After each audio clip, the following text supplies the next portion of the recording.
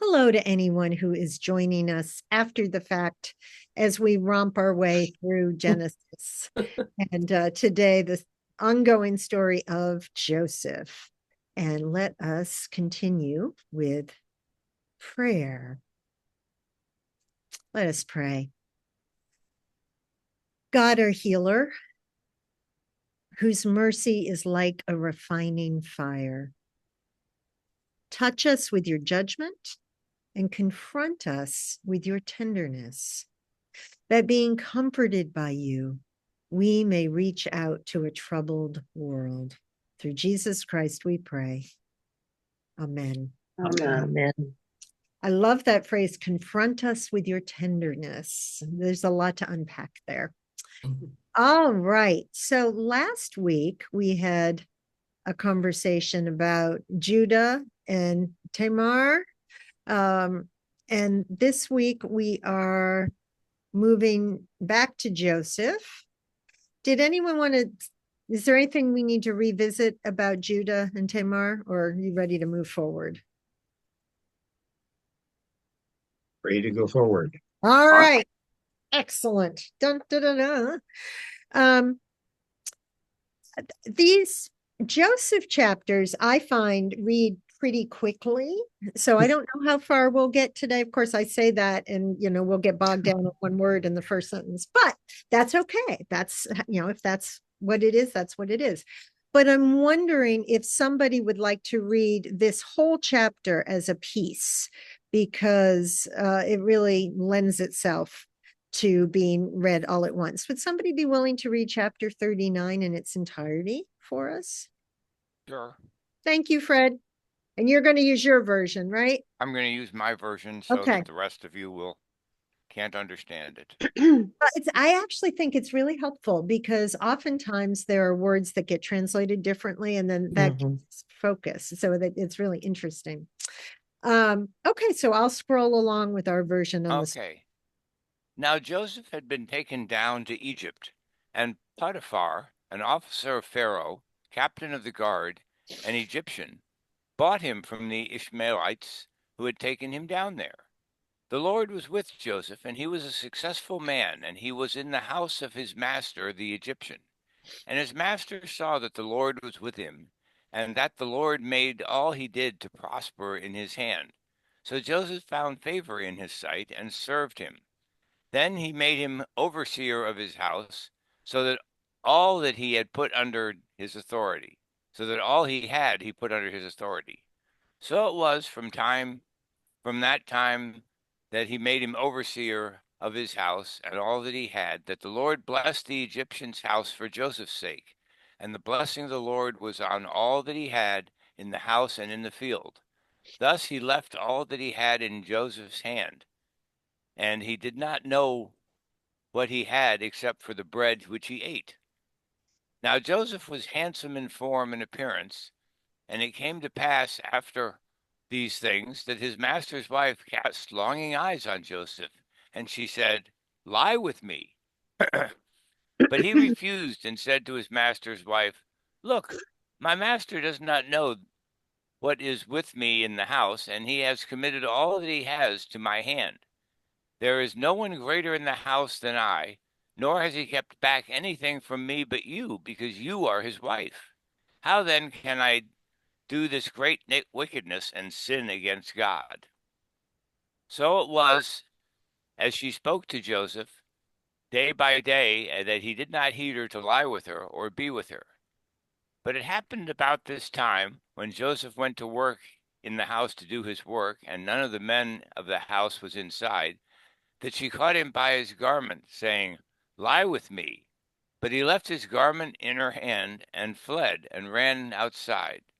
And so it was, when she saw that he had left his garment in her hand and fled outside, that she called to the men of her house and spoke to them, saying, "See, he has brought in to us a Hebrew to mock us. He came in to me to lie with me, and I cried out with loud voice. And it happened that when he heard that I lifted my voice and cried out, that he left his garment with me and fled and went outside. So she kept his garment with her until his master came home. Then she spoke to him words like these, saying, "The Hebrew servant whom you brought to us came in to me to mock me. So it happened as I lifted my voice and cried out, that he left his garment with me and fled outside. So it was when his master heard the words which his wife spoke, saying, your servant did to me after this manner, that his anger was aroused. Then Joseph's master took him and put him in prison, a place where the king's prisoners were confined. And he was there in the prison. But the Lord was with Joseph and showed him mercy, and he gave him favor in the sight of the keeper of the prison. And the keeper of the prison committed to Joseph's hand all the prisoners who were in the prison. Whatever they did there, it was his doing. And the keeper of the prison did not look into anything that was under Joseph's authority, because the Lord was with him, and whatever he did, the Lord made it prosper. Thank you, Fred. Fred, we're having this weird experience. Your face keeps coming and going against your background. At one point, you disappeared. Oh, that's probably the camera. The fake background has that tendency. Yeah, at one point you disappeared altogether. Yeah, I can see. You're a shapeshifter. Yeah, there you go. Uh, Now there's a hole in your head. I'm sure there's a satanic question or Well, that's characteristic that exactly would what I account was for worried this. about. It's too bad Louise isn't here for me to ask her. Thank you for reading. So, wondering, first of all, is this a familiar story to you all? Oh, yeah. Okay. Okay. Is there Not as any? familiar as when he gets out of prison, but Okay. Is there But any? Not not after the Me Too movement and Believe the Woman. yeah. Maybe we'll have to reassess. Okay. Okay. Interesting shift of perspective that events of the past years have brought up. who What- was it that ran naked? He seized his cloak and he ran away naked in the New Testament. I think I remember that. That's story. Remember, yes, exactly. Which disciple was it in Gethsemane? Well, John's- that was in Mark's gospel, right? With the man who ran off and then he appeared again, clothed. We spent some time looking at artistic renderings of that. So there is an echo of this story in that. So, okay, what themes do you notice here? Maybe it's language that strikes you. What do you want to, where do you want to begin?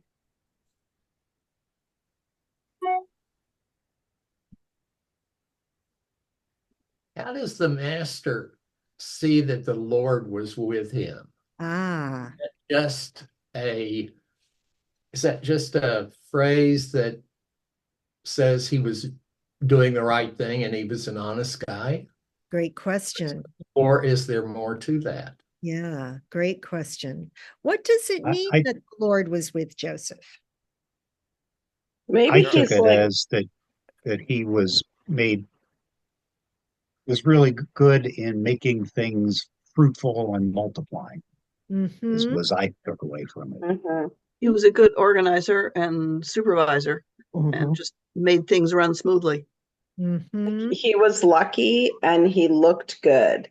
And, Yep, they talk all the time was about right how, like in Asia, they would talk about like overweight people are plentiful with food and wealthy. I mean, I do think that there was a lot of things put on looks, like even when we just talked That's about in the always true. previous chapters about the daughters, one is good looking, one isn't. What kind of favor do you get in life when you're that good looking?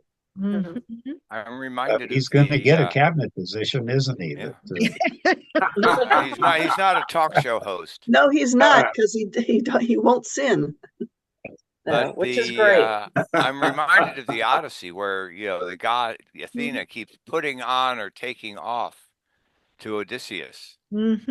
Ulysses, he puts on, a glow about his shoulders and makes him bigger and more impressive. Mm-hmm. And, when she wants to, and sometimes she, just sort of has him, looking old and frail so he can just go right through somewhere. Mm-hmm. There are people who have a personal charisma, Absolutely. Mhm. just an attitude, something that is very hard to Mhm. pinpoint and describe in detail, but there's a glow about them. People are Mhm. drawn to them. People want to do what they say.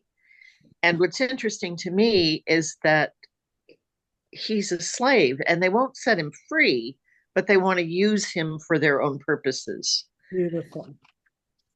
So Joseph was quite young at this point. Yeah. Oh, yeah. So so he's got the drive, the energy, the charm, Mm-hmm.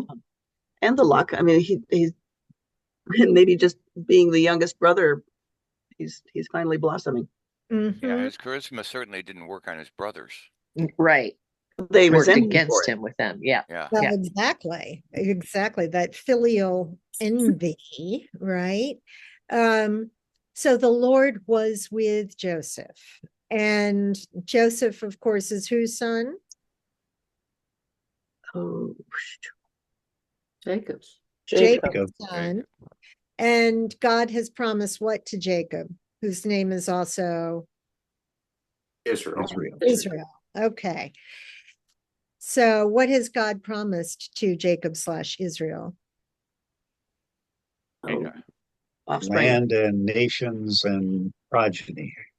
So it's the re-upping of the promise to his grandfather, Abraham. And so now we see it really channeling down through Mhm. Joseph, who's This becoming. isn't the land he's going to inherit. Mhm. And thus far, Joseph has done nothing to merit God's favor, as far as I can see. It's What just did like he do? God Yeah. said, I like you. I don't like you. Well, God is relatively random. Well, God's an opinionated character right from the get-go. I mean, he likes one offering but not the other in the Cain and Abel story. exactly. He has his preferences. Well, and Joseph is also whose favorite? His father's. His Yeah. father's. Jacob's. So, but what happens to Joseph as a result of that? It's sold down His the river. brothers don't like him. They turn on him. He's sold down the river. He's left for dead, right? And Jacob thinks he's dead. And so, there does seem, maybe it's random, but it also seems as though God has made a promise. And, this son has been treated unfairly. Now, granted, Joseph was really obnoxious. Do you remember what he did with his brothers? He bragged. He He told him bragged. his dream. Yeah. And what did he say about those dreams? You're going to bow down to me, Absolutely. The 12 including the dad. Yeah, everyone's going to bow down to me, and I'm going to be in this position of privilege and power. Well, people tend not to like that so much. He does we might say he doesn't know how to read a room. Or Kim, at St. Andrews, we would say that his social cognition's not so good, right? Right. He doesn't, it's like, hello, you would do much better if you just, knew your Tone audience it down. better. Mhm. Exactly. So we hear this refrain about the Lord was with Joseph. And Chuck asks a great question. How does Potiphar know that the Lord is with him? And so, there's the charisma piece. There's, does he have the Midas touch? Things just seem to go well for him. And the Lord caused all that he did to prosper in his hands. So what does Joseph get as a result of that? More work. More work. But what is his work? Was Running He's everything. the overseer, Overseer. managing the household. Yeah, what's another word we might use?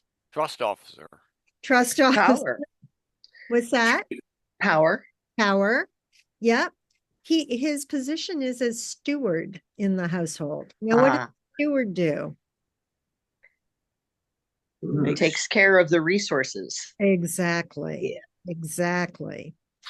And we hear that in verse 9 or verse 8 rather, when Mrs. Potiphar is trying to seduce him. And I can't help but think of The Graduate. Mrs. Robinson, are you trying to She's trying to seduce him. Exactly. I hear Simon and Garfunkel in the background. My master has no concern about anything in the house. He's put everything that he has in my hands. So there's an element of trust there, right? And also there he goes bragging again. Absolutely. He just can't seem to help himself from doing that, right? Yeah. Well, he's bragging, yes, but he's also not succumbing to her wiles. Yep. He does, or at least it's developed by this point, some strong sense of right and wrong. Mm-hmm. Or risk, at least. Yeah. Also, I mean, guess I was think going to say it's a little. I'm unsure of what the moral codes are. We just had Judah who went with prostitutes and did all kind of stuff, and this is adultery, so which seems to be a little bit different. But I'm not sure what the moral codes were back in those days. Adultery applied only to married women. So married men can do whatever they want. Married men can, go down to the local house of pleasure or whatever, and that was and as I say, there is nothing in the Old Testament to imply that if you could afford it, you couldn't have more than one wife or more than one household. Because it was all about controlling the bloodline. Exactly. Yeah. And women were property, and you didn't want, to be raising somebody else's child on your dime. Well, and just a reminder, when we were talking about Judah, one distinction about him, and it's not, doesn't make it right that he was going with the prostitute, but he was a widower, right? His wife had died. So in that case, he wasn't taking advantage of, his freedom, but I don't know how much that's worth, but I just wanted to. Yeah, it wasn't strictly speaking adultery. Exactly.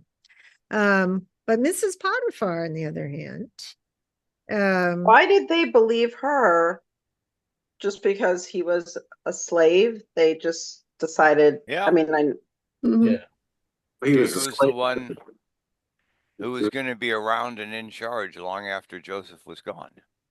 I mean, she had to have probably, I don't know, been turned on by other people. It's not just him, I don't know. Mr. Potiphar was off leading the armies too often. Does this have any echoes from Daniel and Uriah? David and Uriah. David, sorry. Yeah, that's okay.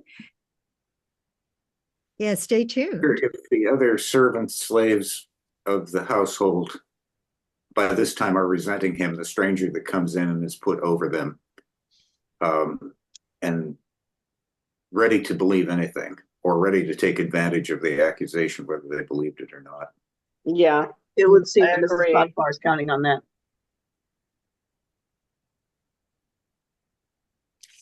So in addition to being a slave, what else is he? That comes up a couple times in the text.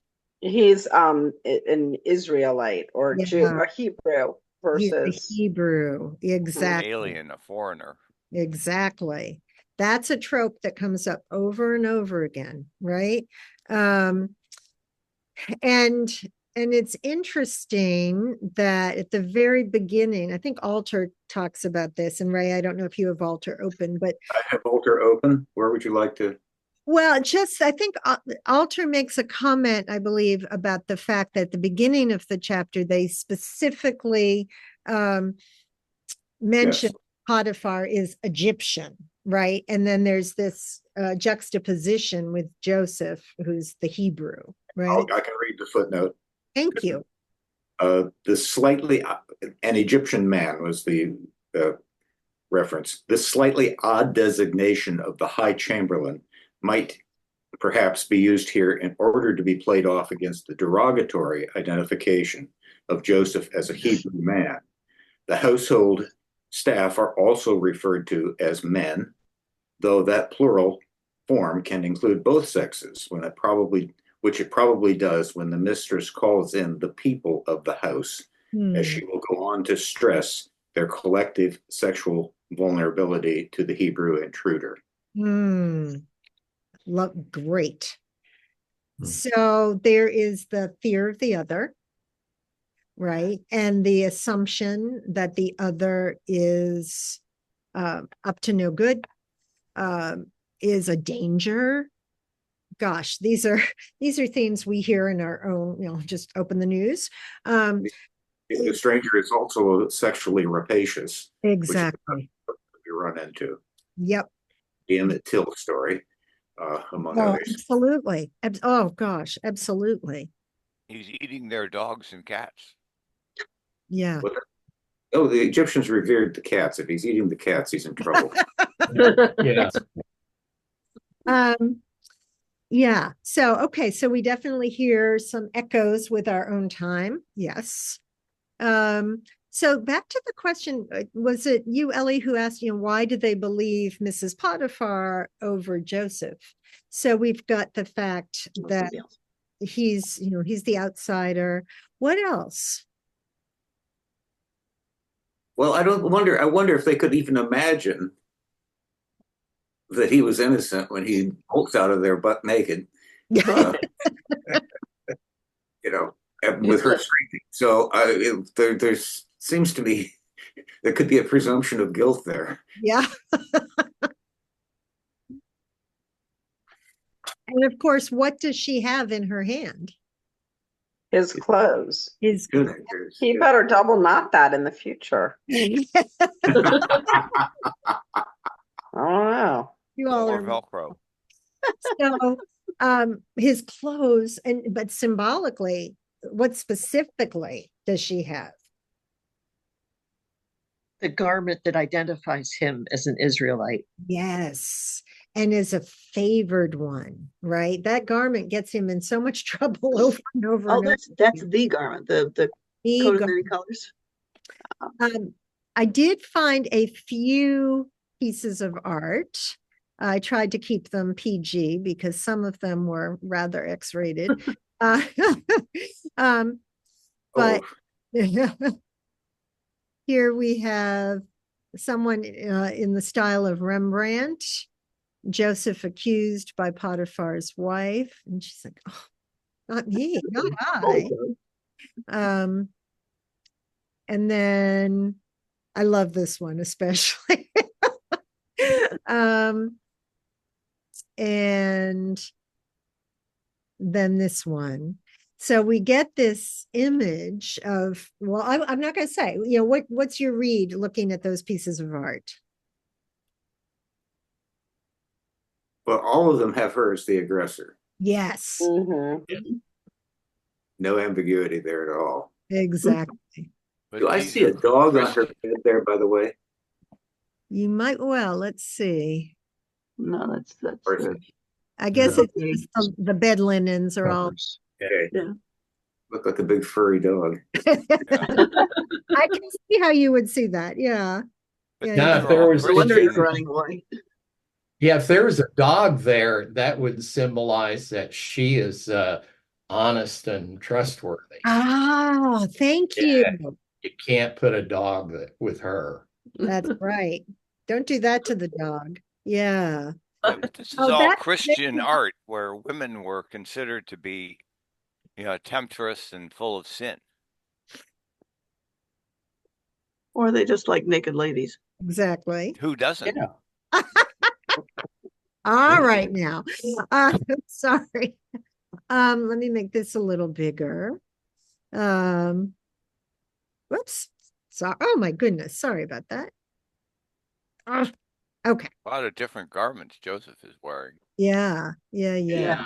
And in all of these, he's fully dressed. Yep. Yeah. It just happens to be like this overcoat that she grabbed. She can't keep her top on though, apparently. Displaying affairs, trying to attract him. Yep. And notice the red background here, the red draping.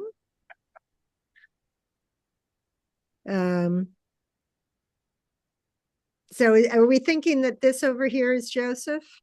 Yeah. I guess. Yeah. Looking serene unto the heavens. That's But right. he has a lot of clothes on. He has a lot of clothes on. That's the problem of setting them in their contemporary times, Exactly. In Egypt, he might have been wearing a loincloth under that tunic, you know. Yeah, Yeah. exactly. But look at him. He's looking up toward God and he's doing this and Exactly. no. Um, What does it say? I mean, Ray says he was buck naked. Was this if it's the famous cloak with the long arms, couldn't he well be wearing something? I had lost the text as to when he ran out without the garment. I inferred the buck naked, so I'm not. It didn't actually Yeah, say he that, may at have least been not wearing mine. more than one thing. Just maybe. Or Just not. his outer garment. but Is there probably some reason to think that maybe the wife was not fully believed? I mean, he only put him in prison. He didn't take him out, sell him down the river or chop him into pieces. and why do you suppose that was?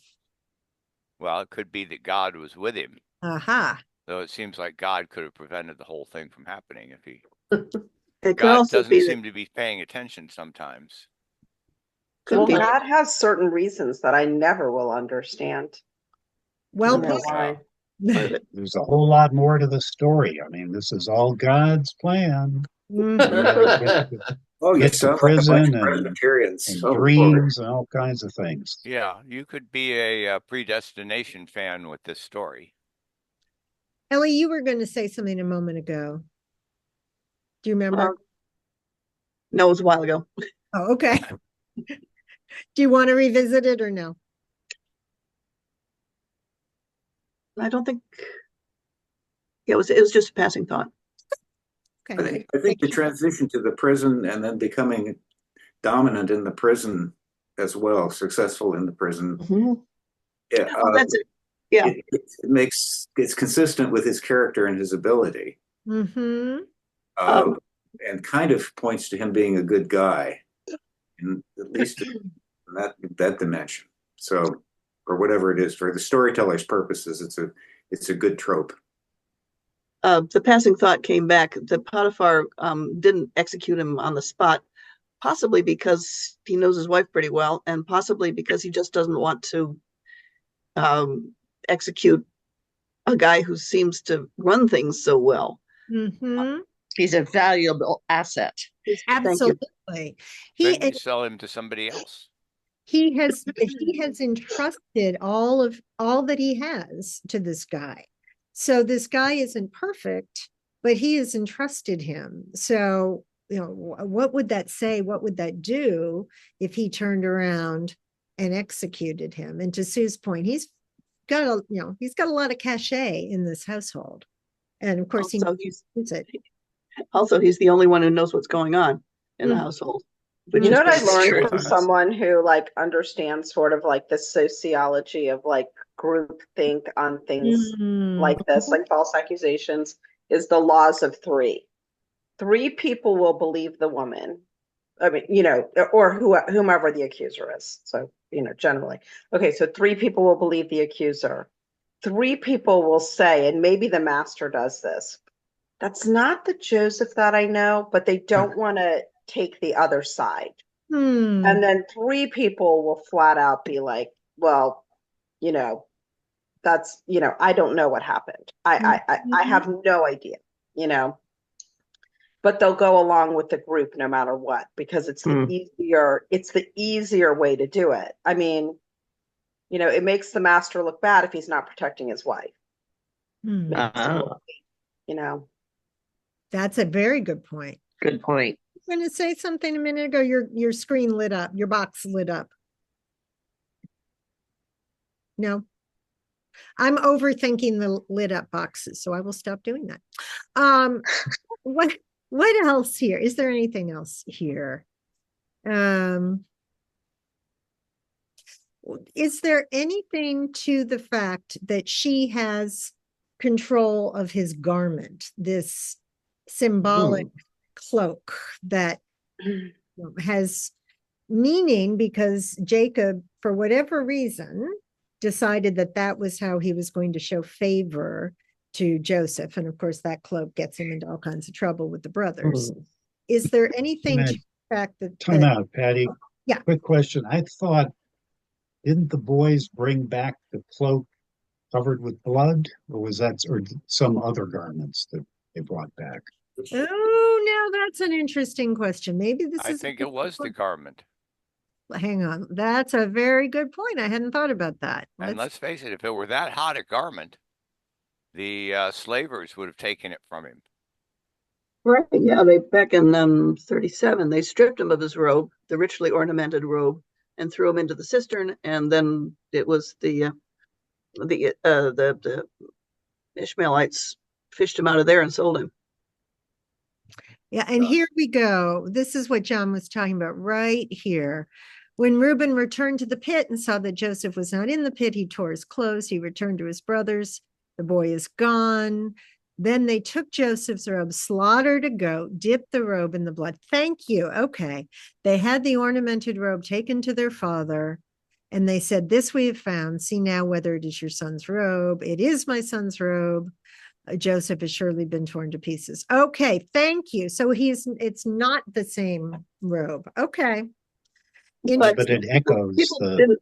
Definitely. Well, I thought that there was, I thought there was a garment that would have identified him of his tribe, so that he was not Egyptian, but he was of this other tribe. I thought, and maybe I'm confusing the Moses from the bulrushes still having the wrapping around him that his mother had put around him, but there's that identified him as Israelite.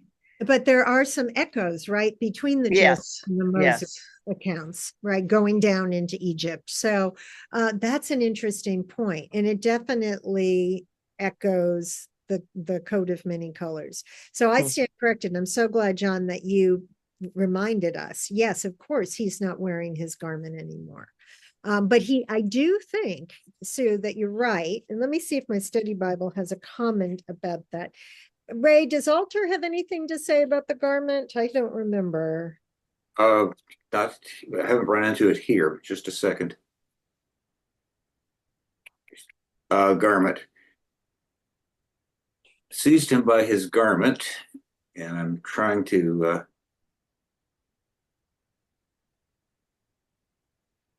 garment is a generic term, certainly not an outside garment or coat, as though the Revised English Bible's loincloth probably goes too far in the opposite direction.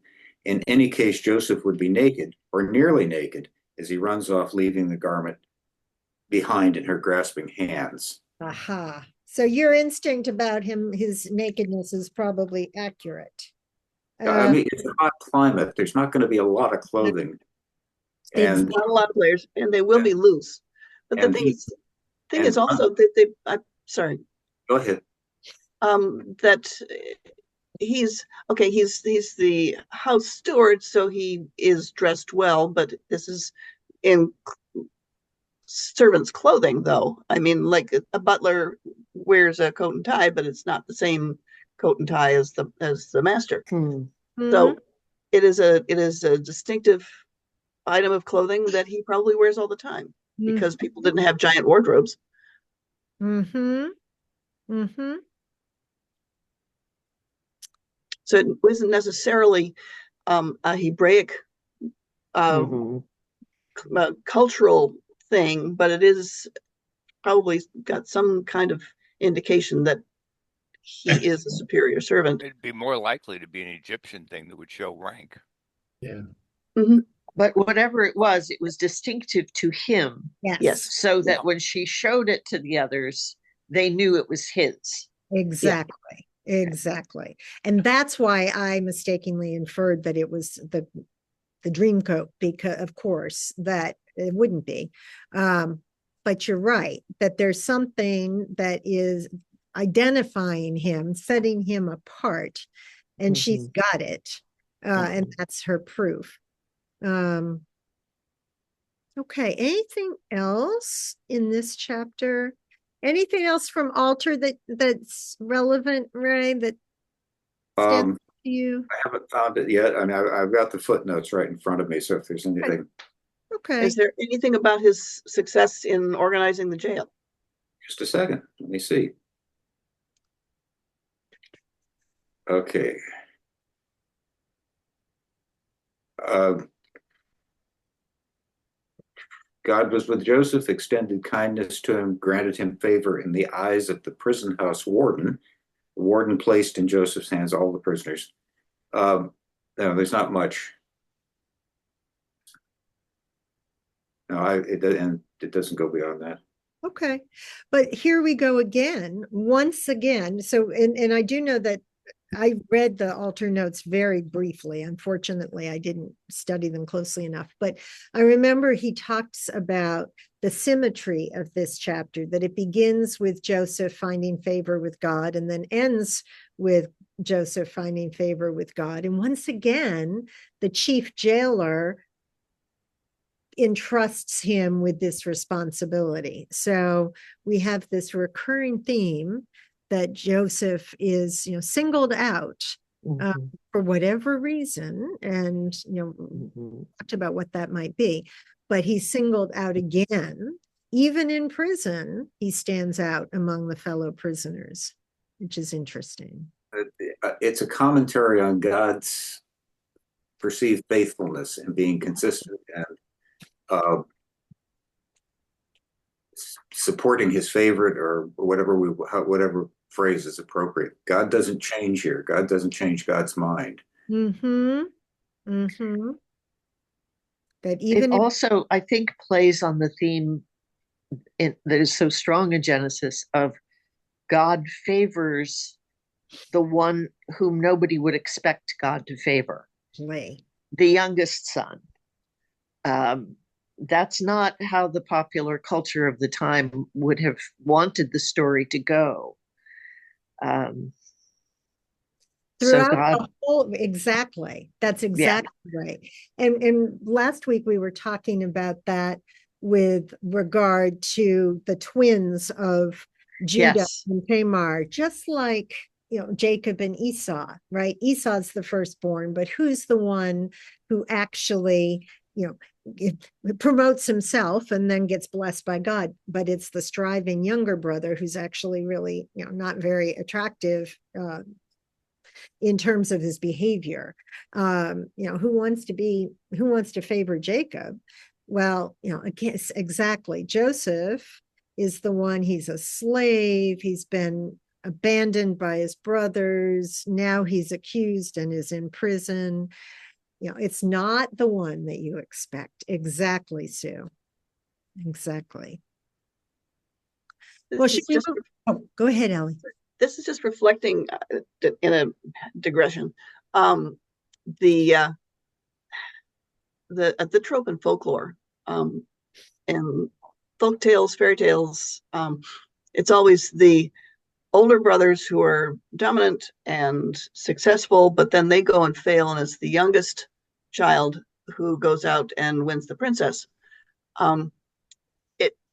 It puts the traditional is that the eldest is responsible and most celebrated, just historically, I guess. But there's always this reverse. The hero is the unloved one. Mm-hmm. This is reflecting this very interesting. Mm-hmm. It's all relevant. And does it remind you of any teachings of Jesus? First shall be last. And mm-hmm. First I'm sort of thinking about Paul's experience in prison. Say more, please. Well, it didn't. I mean, he wasn't put in charge of the prison, but he would certainly organize the prisoners. Didn't he have them singing hymns? And when the prison was broken open, he, persuaded them all to stay. I'm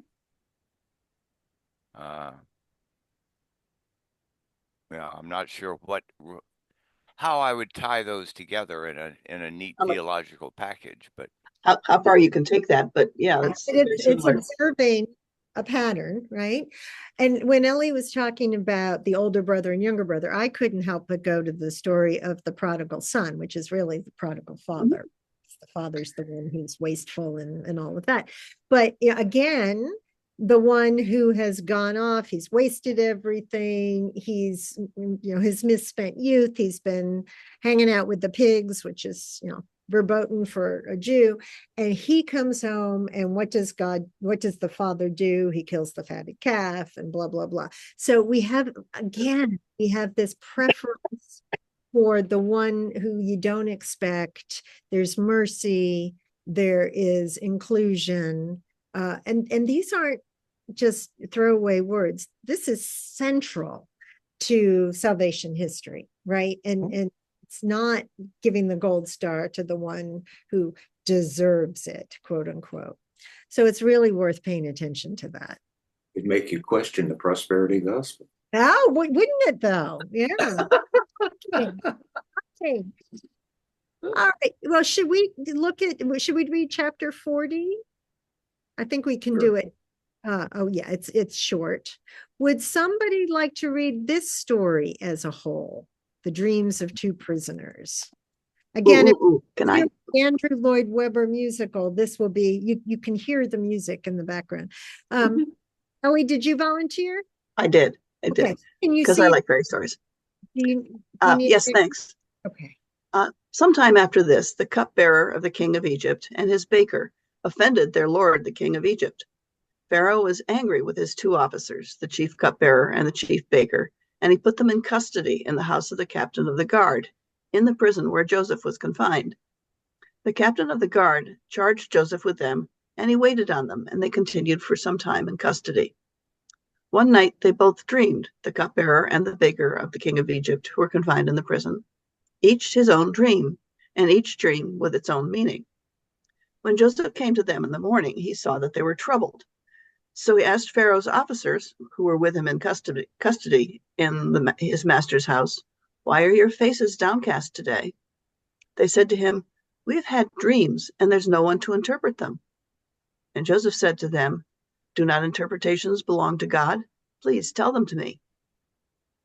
So the chief cupbearer told his dream to Joseph and said to him, "In my dream there was a vine before me, and on the vine there were 3 branches.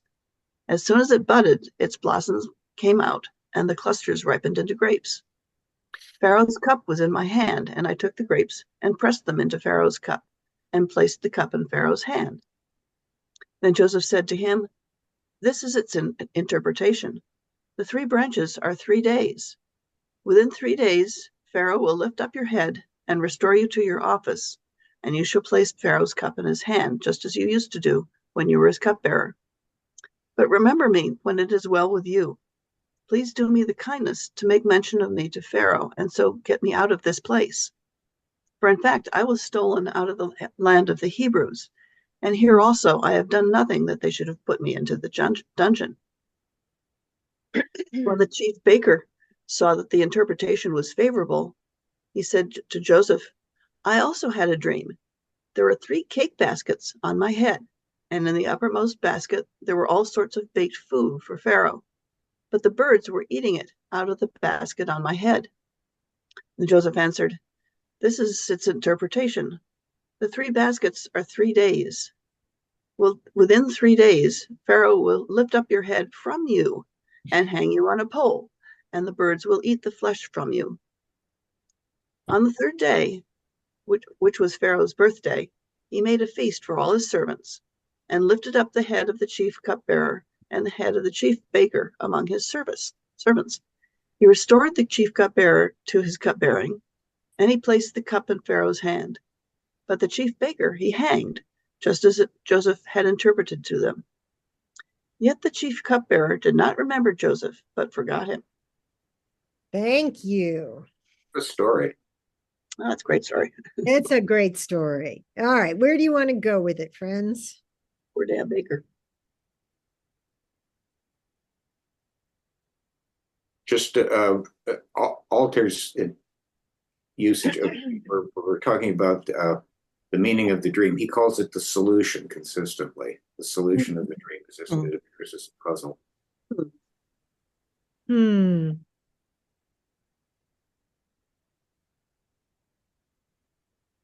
Well, it's another story about Joseph's powers, Hmm. that he can interpret dreams.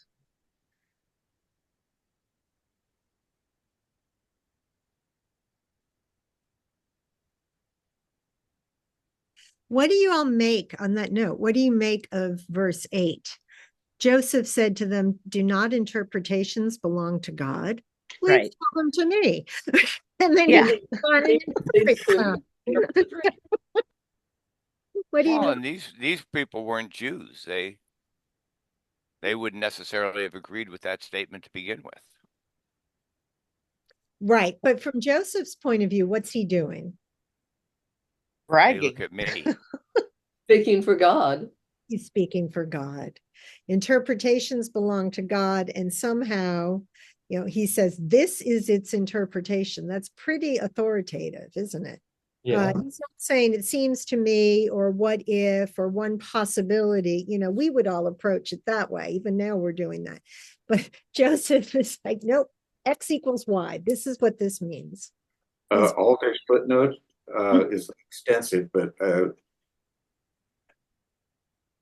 in Egypt, the interpretations of dreams was regarded as a science, and formal instruction of dream interpretation was given in schools called houses of life. Joseph is saying then that these two high-ranking Egyptians that had no trained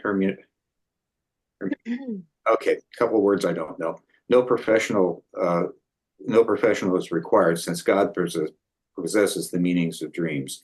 If he chooses, he will simply reveal the meanings to the properly attentive person. But one should note that Joseph immediately proceeds to ask the cupbearer to recount his dream, unhesitatingly assuming that he, Joseph, is such a person whom God will favor with insight into the meaning of the dream. Excellent. Is the word that you stopped on hermeneutical? That's the root of it. I can see it. It is no trained hermeneutic. It must be the person who is skilled in hermeneutics. Yes. And the other word is Oneiric, which Wow. I'll try that in one of my word puzzles, but See if it's the wordle. Hermeneutical means what? Interpretation. Exactly. Hermeneutics is the school of skill of interpreting. Exactly. And all that we're doing is hermeneutical, right? We are taking the text, they're taking the context, we're bringing our own faith to it, our own questions, and we are deriving and interpreting as a result. So everything we do is translating. It's hermeneutical in terms of interpreting the story. So Joseph, as Alter says, Joseph just sort of assumes that he's got this gift. And to be fair, if you remember, he did interpret his brother's dreams. Mhm. But again, if he were wise, he might not want to do that again, because it was interpreting those dreams that got him in the pit. Because he didn't say. Maybe he's reading his audience a little better here. Or wasn't he interpreting his own dream about the sun and the moon and the 11 stars bowing down him as well? Exactly. One thing my study Bible says is that we just finished before with the Lord's favor on Joseph and the Lord did this, that's Yahweh in the thing. But here, when he's talking to the Egyptians, he says these interpretations belong to God. And I think, according to the study Bible, he's using a different word, which is maybe the Elohim or the something we had talked about. Probably Adonai. Let's see. Adonai. I don't know. Let's see. Okay. Do not interpretations belong to God? Let's see.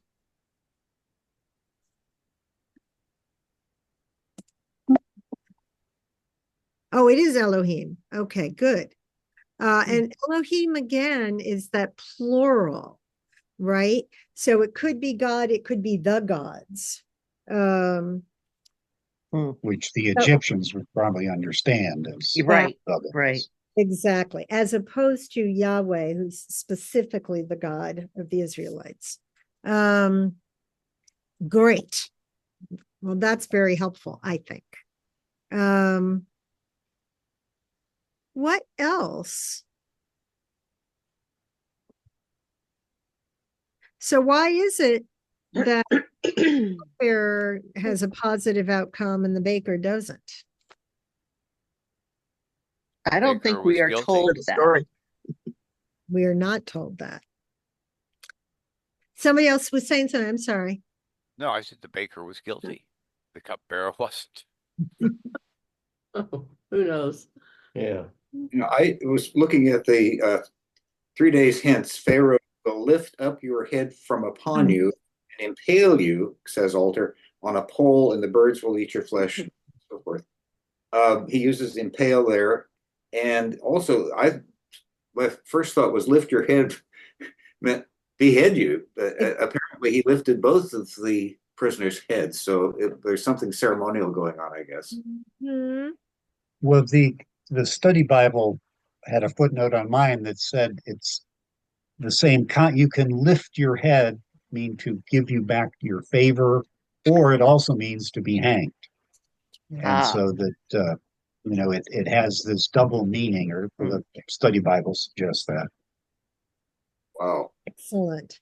Again, Yeah. part of the nuance of Hebrew, of biblical Hebrew, right? Because it means both of those things at the same time. Alter is Alter's translation is very distinctly impaled. Hmm. And to hang was not a common means of execution anywhere in the ancient Near East, and there is evidence elsewhere that the same verb was used for impalement, which was frequently practiced. The baker's dire fate would seem to be first decapitation and then exposure of the body on a high stake. So decapitation is in there, according to Alder. Okay. That's a mercy. Yes. Yeah.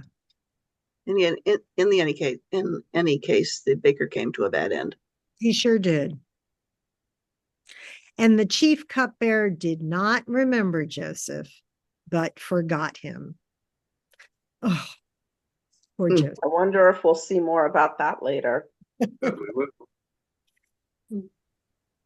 They do. Anything else here? It is a great story.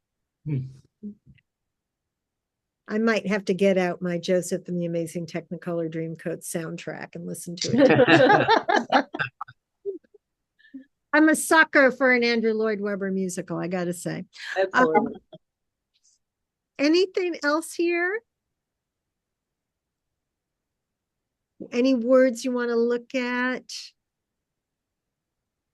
What about the 3 days? Does that matter to you all? The resurrection theme, I guess, is 3 an important number for any other reason? 3 is an important number anyway.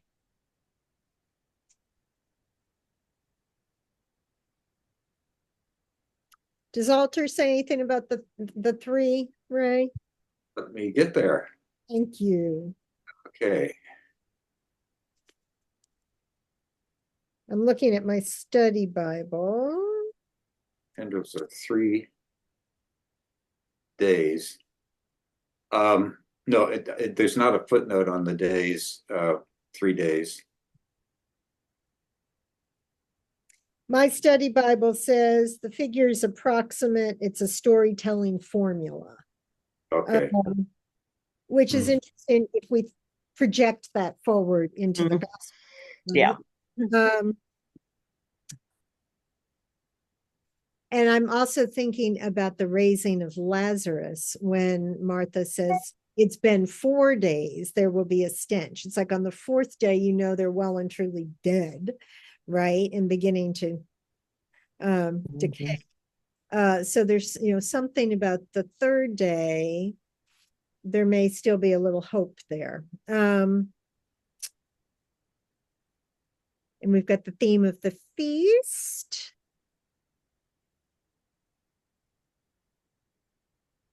I'm curious about that Hebrew lifted up the head. I've got it on altar here. Okay, please. I'm going to read the whole thing. As almost any reader of Hebrew quickly sees, the biblical idiom, here rendered quite literally, is doubly punned on in the story. To lift up someone's head in administrative and royal contexts means to single out, as in a census, to invite, to grant favor, or extend reconciliation, as when the monarch lifts up with a gesture the downcast head of a contrite subject. When Joseph addresses Jacob in verse 19, he begins as though he were using the idiom in the same positive sense here, but adding from upon you, he turns it into reference to beheading, the first such reference in the Bible. Excellent.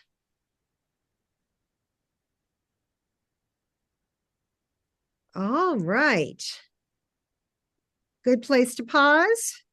Is at the event yesterday, those who weren't there, our friend Doran from Little Falls Village was there trying to recruit people for our Bible study. So that's one thing. Yay, Doran. I made a reference to rugby midrash. It nearly knocked him over. I'm sorry I missed that part of the conversation. I would have echoed. So anyhow, we were okay vicariously providing entertainment. I love it, love it.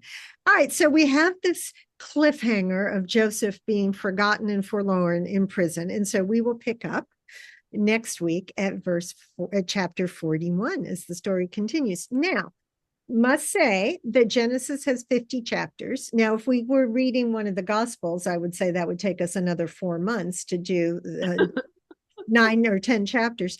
But Genesis is going quickly, certainly the story of Joseph.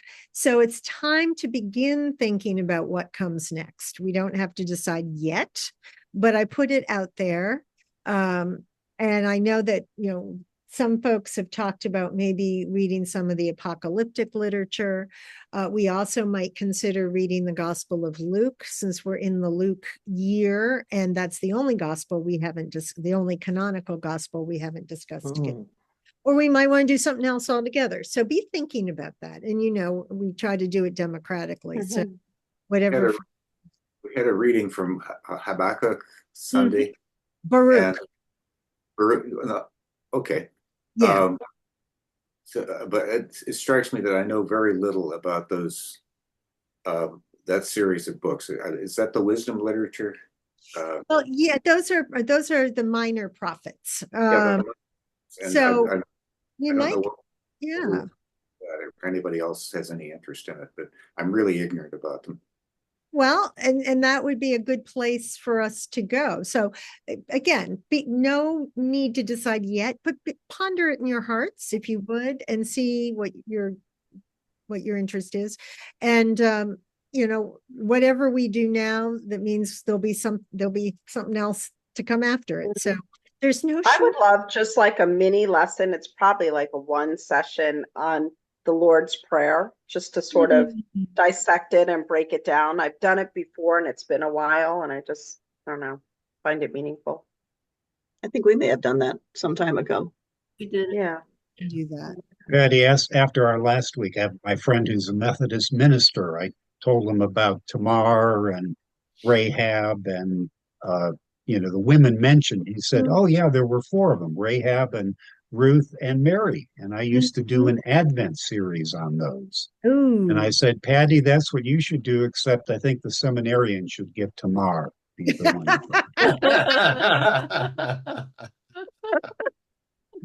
Love it. That would be very interesting. All right, dear ones. Great conversation as always. Thank you all. Thank you. Thanks, Patty. Bye. Thank you. Thanks, Patty. Thanks, everyone. Chuck and Jackie, Safe travels, Chuck and Jackie. We When leave do- Friday. Friday. this Friday. Yeah. Okay. Yeah. So you'll join us from Oklahoma next week. We should. Yeah. We will. Are the kiddies going with you? No. No. No, they are going with our housekeeper. Good, excellent. I know she loves them. She Yeah. does. All And they right. love You were her. on the point of caticide. Exactly. Out of sight. When do you come back? We would have kitties left at the side of the road sometimes. You'd be all scratched up, and there aren't enough pipe cleaners in the world for that trip. That's right. When do you all come back? Right after the first of the year. Well, good. Okay. So Well, we will see you then. travels. Merry We'll Christmas, everybody. see you on Merry Zoom. Christmas. Merry Christmas. All Merry right. Christmas. See you Bye-bye. later. Take Stay care. Bye. Bye. Thank Bye.